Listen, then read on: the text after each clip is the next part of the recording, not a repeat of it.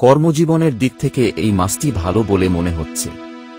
আপনি আপনার পরিশ্রম, বুদ্ধিমত্তা এবং সততা দেখিয়ে কর্মক্ষেত্রে আপনার নাম অর্জন করবেন। এই সময়ে আপনাকে আপনার কাজের ক্ষমতা বাড়ানোর দিকে মনোযোগ দিতে হবে এবং কোনো সমস্যা ছাড়াই আপনার কাজ চালিয়ে যেতে হবে। ব্যবসা সংক্রান্ত ভ্রমণ আপনাকে সুবিধা দেবে।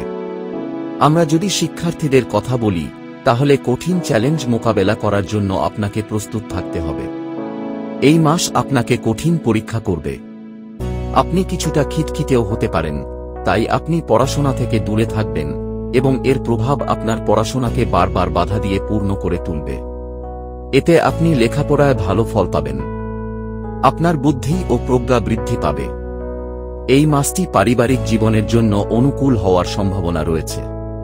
তিনি পরিবারে সম্মান পাবেন এবং আপনি তার কাছ থেকে আশীর্বাদ পাবেন। আমরা যদি প্রেমের সম্পর্কের কথা বলি, এই মাসটি কঠিন চ্যালেঞ্জে পূর্ণ হতে চলেছে। এমন পরিস্থিতিতে সম্পর্কের মধ্যে বারবার মারামারি হতে পারে। আপনি আপনার হৃদয়ের অনুভূতিগুলি আপনার প্রিয়জনের সাথে ভালোভাবে ভাগ করতে সক্ষম হবেন। আমরা যদি আপনার আর্থিক অবস্থার দিকে তাকাই, তাহলে এই মাসটি আপনার জন্য উত্থান পতনে পূর্ণ হতে পারে। আপনাকে আর্থিক চ্যালেঞ্জ মোকাবেলা করার জন্য প্রস্তুত থাকতে হবে। আরাম ও সুবিধা পাবেন।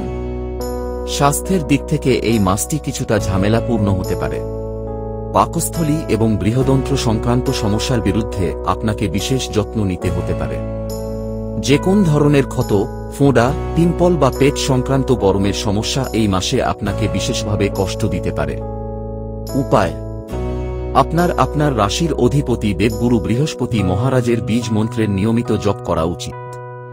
আপনার মাছেদের দানা দেওয়া উচিত।